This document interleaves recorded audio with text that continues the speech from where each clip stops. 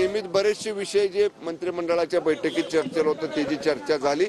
अधिकृत press note माननीय मुख्यमंत्री कार्यालयाकडनं लवकरच आपल्याला विषय निहाय त्याची आज तासाभरामध्ये दिली जाईल। 10 फेब्रुवारीला जरांगे पाटील त्यांच्या भूमिकेवर ठाम आहेत। याविषयी एक प्रश्न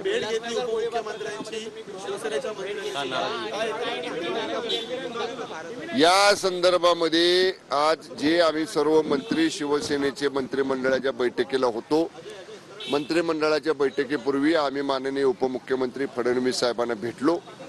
गोळीबाराचा विषय वेगळा, पण भारतीय जनता पक्षाचे आमदार गणपत गायकवाड यांनी माननीय मुख्यमंत्री एकनाथजी शिंदे साहेबांच्या बद्दल जे तथ्यहीन बेबुनियाद बिनबुडाचे ज्याच्यामध्ये कसलाही अर्थ नाही असे जे आरोप माननीय मुख्यमंत्री एकनाथजी शिंदे साहेबांवर व्यक्तिशः केलेले आहेत त्याच्याबद्दल आम्ही आमचं मत हे माननीय फडणवीस साहेबांच्या समोर मांडलं। हे चुकीचं आहे आणि त्या अनुषंगानं भारतीय जनता पक्षानं योग्य ती कार्यवाही करावी अशा पद्धतीचं मत आम्ही माननीय फडणवीस साहेबांसमोर मांडलेलं आहे। सर, मनोज जरांगे पाटील उद्यापासून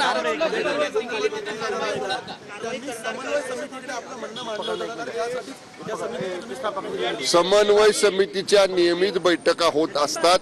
मध्यंतरीच्या काळात समन्वय समितीच्या बैठका काही कारणामुळे होऊ शकलेल्या नाहीत, परंतु आज माननीय शिंदे साहेब, फडणवीस साहेब आणि अजितदादा हे तिघे ह्या 2 दिवसामध्ये बसतील आणि नियमित समन्वय समितीच्या बैठका कशा प्रकारे घ्याव्यात या बाबतीतलं पुढचं सगळं धोरण हे तिघजण बसून ठरवतील। त्याप्रमाणे समन्वय समितीला ते कळवतील, त्याप्रमाणे समन्वय समितीच्या नियमित बैठका इथनं पुढे होतील।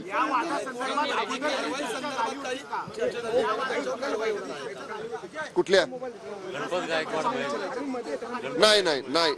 नाही या संदर्भामध्ये मी सांगतो ना, मी समन्वय समितीचा सुद्धा सदस्य आहे आणि गणपत गायकवाड आमदार ज्या जिल्ह्यातनं येतात त्या जिल्ह्याचा मी पालकमंत्री आहे।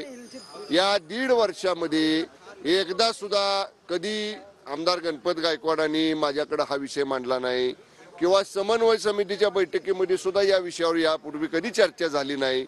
हा जो विषय आमदार गणपत गायकवाडांनी माननीय मुख्यमंत्र्यांवर टीका करण्याचा केला, आरोप करण्याचा केला, तो पहिल्यांदाच त्यांनी काल केलेला आहे।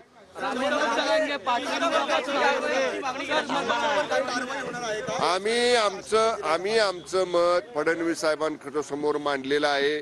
निश्चितपणे आमच्या मताची योग्य दखल फडणवीस साहेब घेतील। सर, मनोज जरांगे पाटील उद्यापासून आंदोलनाला बसणार आहे आणि 10 तारखेला पुन्हा एकदा मोठं आंदोलन करण्याचा आपल्या भूमिकेवर ठाम आहे। त्यांच्या भूमिकेवर ठाम मनोज जरांगे पाटलांची जी भूमिका आहे, आता त्यांचा प्रश्न सुटलेला आहे।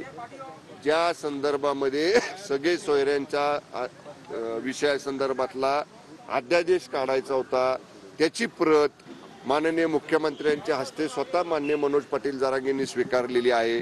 त्यामुळे आता त्यांना आंदोलन करण्याची आवश्यकता नसावी असं माझं मत आहे। एकदा ऑर्डिनन्स काढल्यानंतर त्याची पुढची प्रक्रिया ही निश्चितपणे राज्य सरकार करणार आहे। वेळोवेळी जरांगे पाटील साहेबांनी सांगितलेलं आहे की माझा माननीय मुख्यमंत्री एकनाथजी शिंदे साहेबांवर विश्वास आहे, त्याप्रमाणेच या मंत्रिमंडळानं हा निर्णय घेतलाय। हे मंत्रिमंडळ या संदर्भामध्ये सगळ्या सोयऱ्यांचा अध्यादेश काढलाय, त्या बाबतीतला जे काही निर्णय घ्यायचा आहे तो येणाऱ्या अधिवेशनामध्ये घेईल। जरांगे पाटलांनी आता पुन्हा आंदोलन करू नये अशी त्यांना माझी विनंती आहे। चला, धन्यवाद। ठीक आहे साहेब, त्यांनी सर्व मराठा आमदारांना विनंती केली आहे की सर्वांनी एकत्रित यावं आणि आता आपली भूमिका मांडावी। त्यांनी आता मराठा आंदोलनाच्या संदर्भात सगळे विषय सकारात्मकपणे सुटलेले आहेत, असं असताना विनाकारण परत आंदोलन करण्याची भूमिका त्यांनी घेऊ नये। सरकार या बाबतीत सकारात्मक आहे। सरकार या बाबतीत जे शब्द दिलाय, जे आश्वासन दिलंय त्याची पूर्तता करण्यासाठी सरकारी यंत्रणा सतर्क आहे। त्या बाबतीत आमची कार्यवाही गतीने सुरू आहे।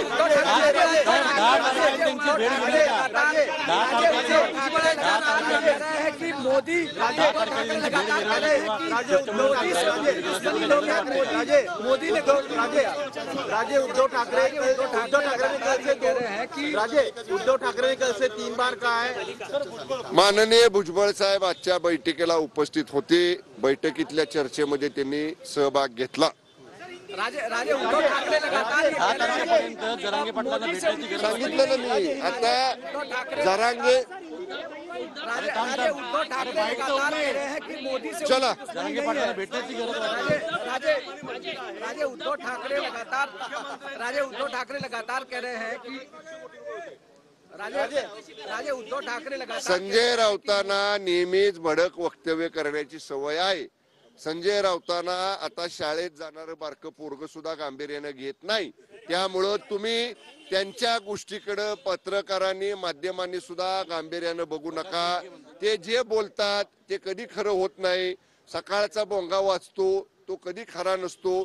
त्यामुळं संजय राऊत असे किती वक्तव्य करत बसले तरी त्याच्याकडे गांभीर्यानं जशी बारकी मुलं आता बघत नाहीत तसं कुणी बघण्याची आवश्यकता नाही. धन्यवाद.